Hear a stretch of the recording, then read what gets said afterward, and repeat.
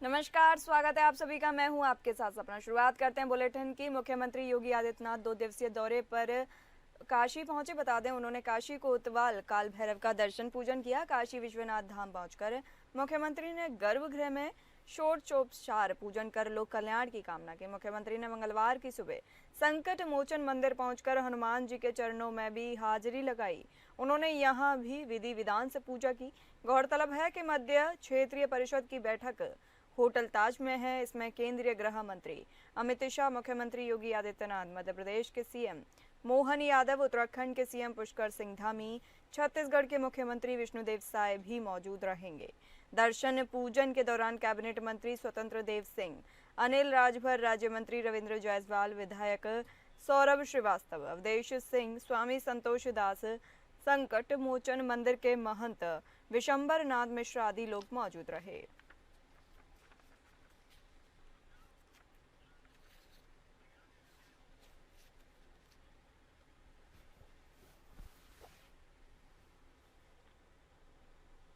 कानपुर के green park stadium में होगा ऑपरेशन सिंदूर। संघ कप का 2025 पहलगाम में हुए आतंकी हमले के बाद जवाबी कार्रवाई में ऑपरेशन सिंदूर को अंजाम दिया गया था। ऑपरेशन सिंदूर में भारतीय सेना ने अपनी वीरता का परिचय दिया, जिससे आतंकवादी और आतंक को शरण देने वालों को मुंह की खानी पड़ी थी। ऑपरेशन सिंदूर के उस क्षण को ऐतिहासिक बनाने के लिए कानपुर के ग्रीन पार्क स्टेडियम में सांसद और सेना के जवानों के बीच मैत्री मैच खेला जाएगा। 29 जून को होने वाले मैच के विषय में जानकारी देते हुए कानपुर के सांसद रमेश अवस्थी ने ग्रीन पार्क में प्रेस वार्ता का आयोजन किया। ऑपरेशन सिंदूर के तहत 2020 मैच का आयोजन किया गया है। उन्होंने बताया कि पहलगांव की आतंकी घटना के बाद हमारी सेना ने अपने शौर्य और पराक्रम का परिचय दिया, जिसकी धमक देश ही नहीं बल्कि पूरी दुनिया में सुनाई दी। जो मैच सेना एकादश और सांसद एकादश के बीच में खेला जाएगा, इस मैच का उद्देश्य ये है कि जिस तरह से पहलगांव की आतंकवादी घटना के बाद हमारी सेना ने अपने शौर्य और पराक्रम का परिचय दिया, जिसकी धमक सिर्फ देश में नहीं बल्कि पूरी दुनिया में सुनाई दी। माननीय प्रधानमंत्री जी के नेतृत्व में ये स्पष्ट हो गया है कि अब ये नया भारत है। हम किसी को पहले छेड़ेंगे नहीं, और अगर किसी ने हमें छेड़ा तो हमारी सेना उसको छोड़ेगी नहीं। गोरखपुर एक्सप्रेसवे पर हादसे में पूर्व मंत्री और बीजेपी विधायक समेत 6 पुलिसकर्मी घायल हो गए, जिन्हें इलाज के लिए अस्पताल में भर्ती कराया गया है। बताया जा रहा है कि पूर्व मंत्री और कैपियरगंज विधानसभा से बीजेपी के विधायक फतेह बहादुर सिंह लिंक एक्सप्रेसवे से लखनऊ जा रहे थे कि एस्कॉर्ट में चल रही स्कॉर्पियो अनियंत्रित होकर पलट गई, जिससे 6 पुलिसकर्मी गंभीर रूप से घायल हो गए। तेज रफ्तार के कारण पूर्व मंत्री फतेह बहादुर सिंह की गाड़ी भी डिवाइडर से टकराई, लेकिन एयरबैग खुलने से उनकी जान तो बच गई, लेकिन उनके बाएं हाथ में चोट आई है। हादसे की सूचना मिलते ही सीओ खजनी के साथ ही बड़ी संख्या में पुलिस मौके पर पहुंची और अस्पताल में भर्ती कराया।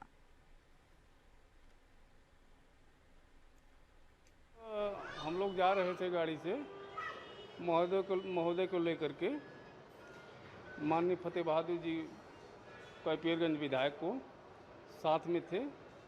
वहाँ से जा रहे थे, ट्रक वाला दाहिने एक बैग गाड़ी को काट लिया। इस वजह से गाड़ी अपना ड्राइवर दाहिने की तरफ काटा, बचते बचते जो है जाकर टकरा गई, ट्रक में टकरा गई। ट्रक से टकराने के बाद डिवाइडर में जा घुसी। सेफ्टी बैग नहीं खुला होता, अगर ड्राइवर दाहिने तरफ नहीं काटा होता तो बहुत घटना घटित बहुत तगड़ी होती। मैनपुरी में महिला सभासद धरने पर बैठी हैं। बताते चले आपको, मैनपुरी नगर पालिका कार्यालय में अपने वार्ड के लोगों की समस्या को लेकर पहुंची सभासद को नगर पालिका के कर्मचारियों ने तवज्जो नहीं दी। नाराज सभासद अपने पति के साथ नगर पालिका के मुख्य गेट पर धरने पर बैठ गई। ईओ ने मामले में हस्तक्षेप किया और उनके वार्ड की समस्याओं के निराकरण का भरोसा दिया। तब सभासद धरने से उठी। नगरपालिका कार्यालय में नगरपालिका बोर्ड की बैठक आयोजित हुई। बैठक में भाग लेने के बाद वार्ड 28 की सभासद ज्ञानश्री वार्ड की जनता की समस्या को लेकर प्रकाश और जलकल विभाग में पहुंची। यहां कर्मचारियों ने उनकी समस्या नहीं तो सुनी तो वे नाराज होकर चली गईं। दोपहर 12:30 पर करीब पति अजीत शाके के साथ पालिका परिसर पहुंची और धरने पर बैठ गई। हाथों में तख्तियां लेकर आरोप लगाया कि पालिका के कर्मचारी उनके वार्ड की जनता की किसी भी समस्या को गंभीरता से लेकर समाधान नहीं करते हैं। उन्होंने ईओ के ऊपर भी बात न सुनने का आरोप लगाया है। जानकारी होते ही अन्य सभासद वहां पहुंच गए। जानकारी होने के बाद धरना स्थल पर पहुंचे ईओ बुद्धि प्रकाश ने नाराज सभासद को समझाकर धरना समाप्त कराया।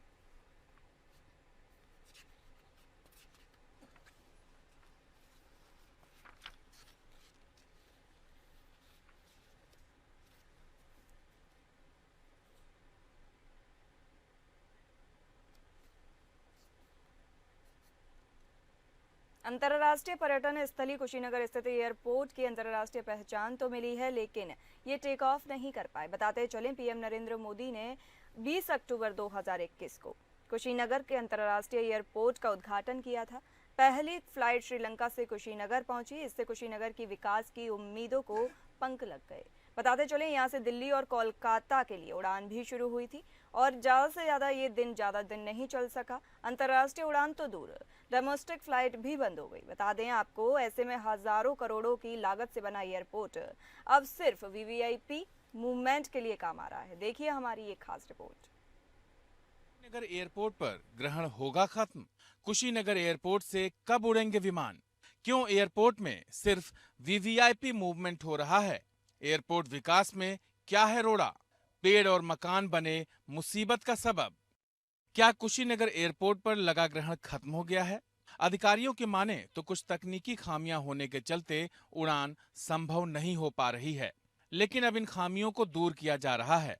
कुशीनगर को वीएफआर से आईएफआर में कन्वर्ट कराया जा रहा है, क्योंकि सारी एयरलाइंस चाहती हैं कि एयरपोर्ट आईएफआर होना चाहिए। एयरपोर्ट डायरेक्टर ने बताया कि यहाँ 2 रनवे है। रनवे 1 से सारी बाधाएं हट गई हैं। रनवे 2 में कुछ बाधाएं हैं, इसलिए पेड़ काटे गए हैं, टावर भी हटाया जा रहा है।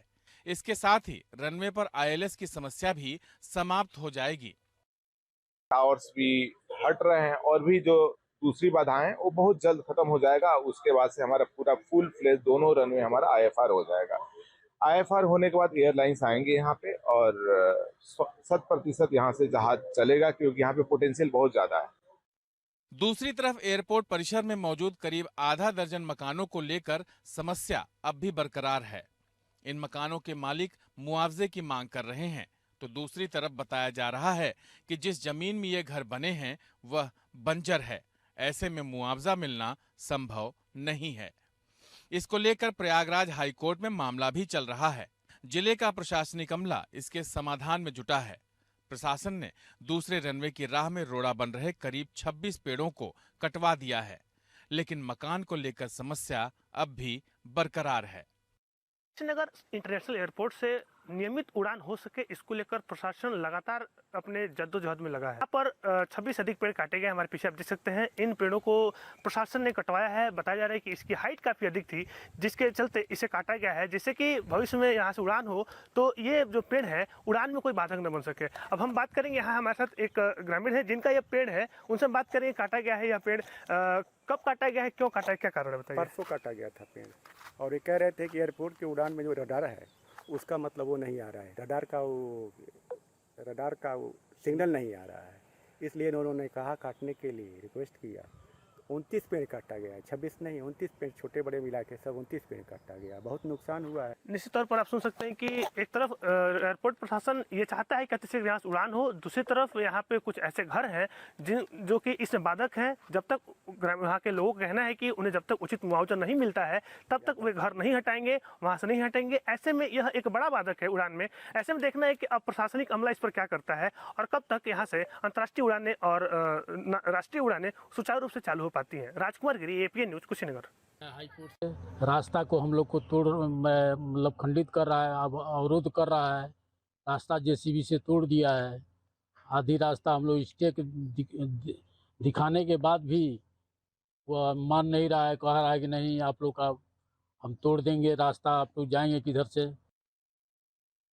इस एयरपोर्ट से आम नागरिक भले ही न उड़ पा रहे हों, लेकिन यहाँ आए दिन वीवीआईपी मूवमेंट बना हुआ है। ऐसे में स्थानीय लोग और विपक्ष दोनों ही सरकार से सवाल करते नजर आ रहे हैं कि क्या ये एयरपोर्ट सिर्फ वीवीआईपी मूवमेंट के लिए ही बना है। कुशीनगर के सांसद और विधायक दोनों ही इसे शीघ्र चालू कराने की बात कर रहे हैं, लेकिन वास्तव में कब तक यहां से उड़ान संभव हो पाएगा, ये सवाल अब भी बना हुआ है। चालू होने की उम्मीद है। कुछ बाधाएं थी, धीरे धीरे दूर होती जा रही हैं, जिससे कुछ पेड़ थे। आपको ध्यान होगा, रिलायंस का सबसे बड़ा टावर था जो बंद हो चुका है, उसको हटाने की बात चल रही थी। तो मैं धन्यवाद करूंगा जो वर्तमान में जिलाधिकारी महेंद्र हैं। महेंद्र जी ने बहुत कोशिश किया करके करीब 27 पेड़ कट चुके हैं। और जो आईएलएस का हमको लगता है कि करीब 80% काम पूरा हो गया है। और निश्चित रूप से मैं कह सकता हूँ कि बहुत जल्द ही यहाँ से हवाई जहाज का उड़ान भरेगा। आगामी वर्षों में यूपी में विधानसभा चुनाव होना है। ऐसे में कुशीनगर के सभी 7 विधानसभाओं के लिए ये एयरपोर्ट एक बड़ा मुद्दा बन सकता है, क्योंकि यह एयरपोर्ट आम नागरिकों के लिए अब बड़ा सवाल बन चुका है। दूसरी तरफ एयरपोर्ट प्रशासन और जिले के आला अधिकारी यहां से शीघ्र उड़ान चालू होने की बात कर रहे हैं। ऐसे में देखने वाली बात यह है कि क्या एयरपोर्ट सिर्फ वीवीआईपी मूवमेंट के ही काम आएगा या यहां आम नागरिक भी उड़ान भर सकेंगे। राजकुमार गिरी, एपीएन न्यूज, कुशीनगर।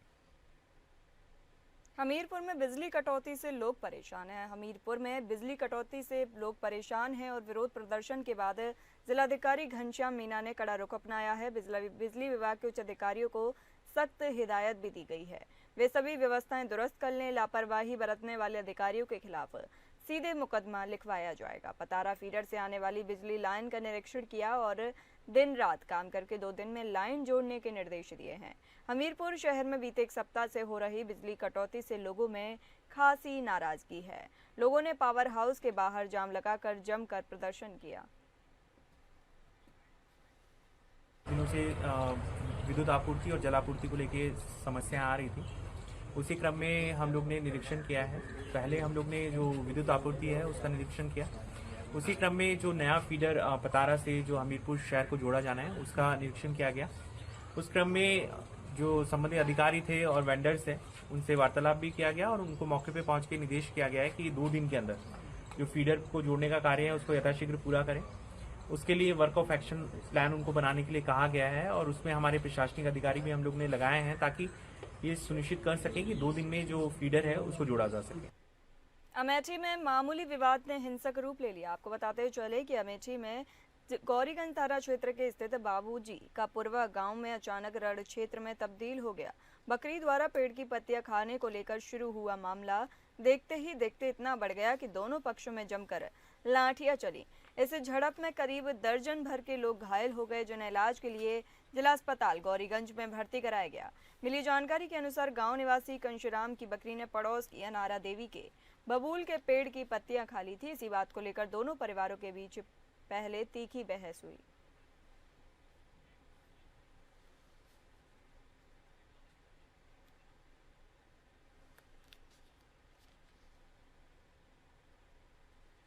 कौशाम्बी में मुस्लिम युवती ने हिंदू युवक से विवाह किया। आपको बताते चले कौशाम्बी जिले में एक प्रेम विवाह ने मजहबी बवाल खड़ा कर दिया है। बनपुकरा गांव की रहने वाली मुस्लिम युवती शिवा खान ने गरई गांव के रहने वाले हिंदू युवक रोहित कुमार से प्रेम विवाह किया।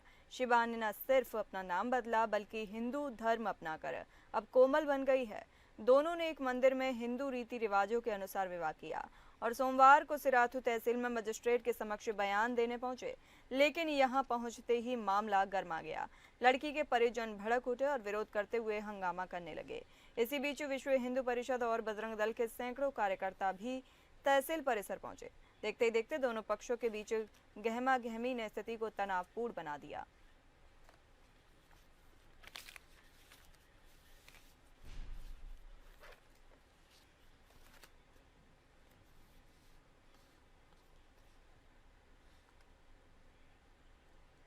महोबा जिले में एंटी भूमाफिया टीम की बड़ी कार्रवाई देखने को मिली है। बता दें जिला अस्पताल में तैनात संविदा डॉक्टर द्वारा सरकारी जमीन पर अवैध कब्जा कर किए जा रहे पक्के निर्माण कार्य पर एसडीएम के निर्देश पर प्रशासन का बुलडोजर जमकर गरजा है।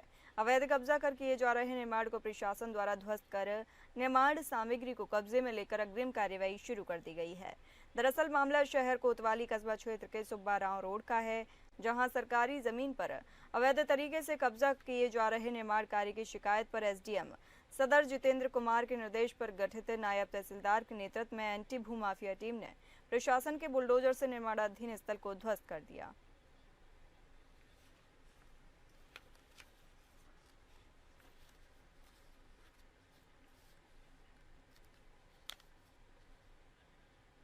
सिद्धार्थनगर में डीएम ने चल रहे कार्यों का निरीक्षण किया। बताते चलें, सिद्धार्थनगर नेपाल में होने वाली वर्षा के चलते सिद्धार्थनगर जिले के लोगों को प्रतिवर्ष बाढ़ का सामना करना पड़ता है।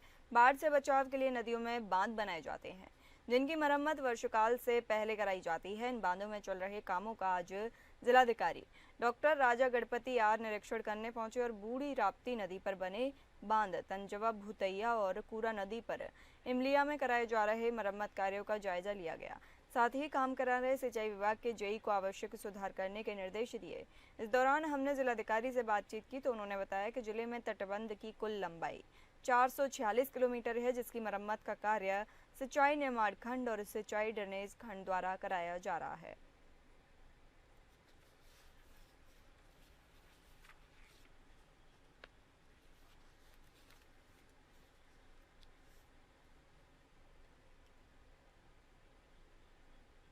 बदायूं के राजकीय पशु चिकित्सालय उसेहत की सरकारी बिल्डिंग में सरकारी सहायक डॉक्टर उजैफ खुलेआम शराब बेचता है। मौके पर स्थानीय लोगों ने उसे रंगे हाथों पेटियों में रखी शराब पकड़ी। बदायूं जनपद के उसेहत स्थित राजकीय पशु चिकित्सालय उसेहत सरकारी पद पर नियुक्त कर्मचारी उजैफ खान लंबे समय से यहां शराब सरकारी कमरे में बैठकर पीता आ रहा है और उजैफ और उसके अन्य साथी सरकारी बिल्डिंग में देशी शराब पौए रखकर बेच रहे थे, जिस पर स्थानीय लोगों ने वीडियो बनाई और विरोध प्रकट किया। उत्तराखंड के पहाड़ी इलाकों में और यूपी के कई इलाकों में लगातार बारिश हो रही है। बताते चलें, मानसून की बारिश के चलते संगम नगरी प्रयागराज में भी गंगा यमुना नदियों का जलस्तर लगातार बढ़ रहा है। हालांकि गंगा और यमुना नदियों के जलस्तर बढ़ने की रफ्तार अभी धीमी है। दोनों नदियां खतरे के निशान से काफी नीचे बह रही हैं, लेकिन इसके बावजूद तटीय इलाकों में रहने वाले लोगों के लिए अलर्ट जारी कर दिया गया है। संगम क्षेत्र में भी घाटियों और तीर्थ पुरोहितों को सुरक्षित स्थानों पर जाने का निर्देश दिया गया है। नाविक भी अपनी नावें सुरक्षित स्थानों पर ले जा रहे हैं। नदियों के किनारे जलस्तर बढ़ने से कथन भी शुरू हो गया है। संगम क्षेत्र में जल पुलिस और एसडीआरएफ को तैनात कर दिया गया है।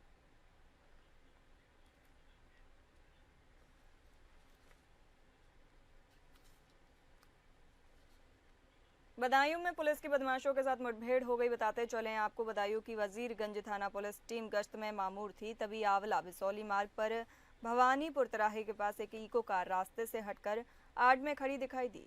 संदिग्ध प्रतीत होने पर जैसे ही पुलिस टीम इको कार के पास जाने के लिए बढ़ी, तभी कार के पास खड़े व्यक्तियों ने पुलिस टीम पर फायर कर दिया। पुलिस टीम द्वारा आत्मरक्षार्थ अभियुक्त गढ़ों पर फायर किए गए, जिसमें अभियुक्त के दाहिने पैर में गोली लगने से घायल हो गया। अन्य दो अभियुक्त गढ़ पुलिस पार्टी पर फायर करते हुए मौके से भाग गए।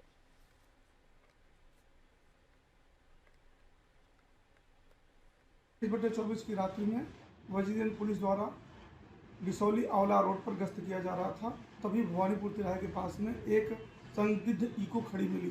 पुलिस द्वारा जब चेकिंग करने का प्रयास किया गया तो इको में बैठे अभियुक्तों द्वारा पुलिस बल पर फायरिंग किया गया। जवाबी कार्रवाई में पुलिस ने फायरिंग किया। फायरिंग में दो अभियुक्त किशोर और प्रेमपाल घायल हुए। शेष उनके दो अभियुक्त मौके का अंधेरे का फायदा उठाकर भाग गए। गिरफ्तार अभियुक्त किशोर और प्रेमपाल के पास से एक 2 नाली बंदूक व कारतूस और दूसरे के पास से 315 बोर का तमंचा बरामद किया गया। 2 अभियुक्त और तमंचे और कारतूस के अलावा उनके पास से एक इको बरामद हुई है। पुलिस मौके पर विधिक कार्रवाई की जा रही है। आगरा में रेप आरोपी को पुलिस ने 48 घंटे के भीतर धर दबोचा है। बताते चलें, आगरा थाना जगदीशपुरा क्षेत्र की डिवीजन चौकी क्षेत्र में एक नाबालिग बालक से कुकर्म के आरोपी बबलू को पुलिस ने 48 घंटे के भीतर एनकाउंटर के दौरान घायल कर गिरफ्तार कर लिया। आरोपी बबलू पुत्र बांके लाल निवासी दरगाह वाली गली शांति सिनेमा के सामने थाना जगदीशपुरा को पुलिस ने बिजपुरी रोड के पास मुठभेड़ के बाद धर दबोचा। बबलू के कब्जे से 315 बोर का अवैध तमंचा, एक जिंदा और एक खोखा कारतूस बरामद किया गया है। पुलिस ने घायल आरोपी को अस्पताल में भर्ती कराया है। एसीपी हरिपर्वत विनायक भोंसले ने बताया कि पुलिस को इनपुट मिला कि आरोपी आगरा से बाहर भागने की फिराक में है। सघन चेकिंग के दौरान पुलिस ने उसे घेरा तो आरोपी ने फायरिंग शुरू कर दी। चेतावनी के बावजूद वो नहीं रुका तो पुलिस ने जवाबी कार्रवाई की। कल दिनांक 22 जून को पुलिस को एक सूचना प्राप्त हुई थी, जिसमें श्रीमती उषा पत्नी संजय रहने वाली जगदीशपुरा, इनके द्वारा एक पुलिस को सूचना दी गई थी कि उनका छोटे बच्चे के साथ किसी बबलू पुत्र बाकेलाल द्वारा दुष्कर्म किया गया है। इसी बात को तुरंत संज्ञान लेते हुए एसएचओ जगदीशपुरा और उनकी पूरी टीम ने इसी घटना के ऊपर सुसंगत धाराओं में मुकदमा पंजीकृत किया और तभी से बबलू पुत्र बाकेलाल की तलाश की जा रही थी। और अगली खबर लखनऊ से है, जहां एक सनसनीखेज मामला सामने आया है, जहां सौतेले पिता ने अपनी मासूम बेटी की हत्या कर दी। हैवान पिता ने कई बार चाकुओं से हमला किया, साथ ही बीच बचाव कर रही पत्नी को भी घायल कर दिया, जिसके बाद लड़की की मां ने 112 नंबर पर फोन कर पुलिस को सूचना दी। मौके पर पीआरवी और थाना महानगर की पुलिस पहुंची। पुलिस ने मौके से ही आरोपी को गिरफ्तार कर लिया। लखनऊ की विज्ञानपुरी कॉलोनी से एक सनसनीखेज मामला सामने आया है, जहां एक सौतेले पिता ने अपनी मासूम बेटी की हत्या कर दी।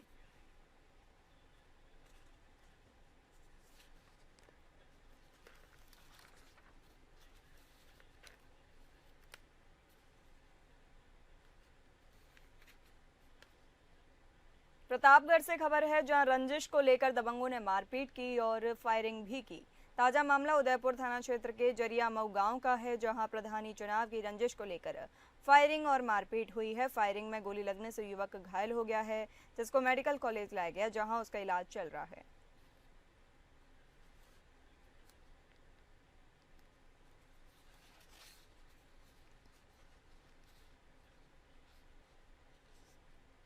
मैनपुरी में लापरवाही से प्रसूता की मौत हो गई। बताते चलें आपको, मैनपुरी के सतीश नर्सिंग होम में एक महिला की मौत से हड़कंप मच गया। कोतवाली क्षेत्रीय ग्राम धारऊ की रहने वाली 30 वर्षीय लक्ष्मी को बीती रात प्रसव पीड़ा हुई। परिजन उसे सतीश नर्सिंग होम लेकर गए, जहां लक्ष्मी ने रात में जुड़वा बच्चों को जन्म दिया। प्रसव के बाद उसकी हालत बिगड़ने लगी, कुछ देर बाद उसकी मौत हो गई।